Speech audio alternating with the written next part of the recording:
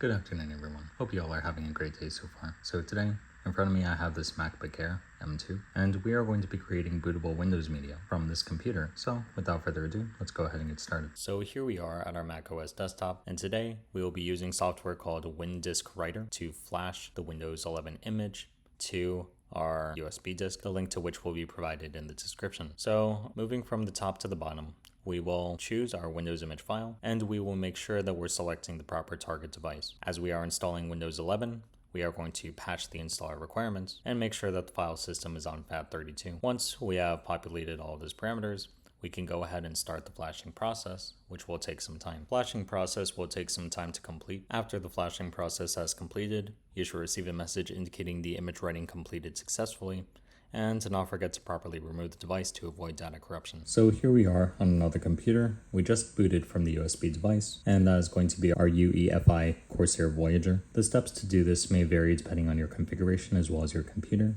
However, we are going to press enter, and once we do so, we will now see that we are booted into the installer. From here, you can install the operating system as needed. And there you have it. That is just one way of creating a bootable Windows installation media from Mac to be used on another PC. If you have any questions, feel free to leave those in the comments below. And if you found this video helpful, be sure to like. Also, please consider subscribing as it helps the channel a lot. But in any case, thank you all for watching, and I hope you all have a great day.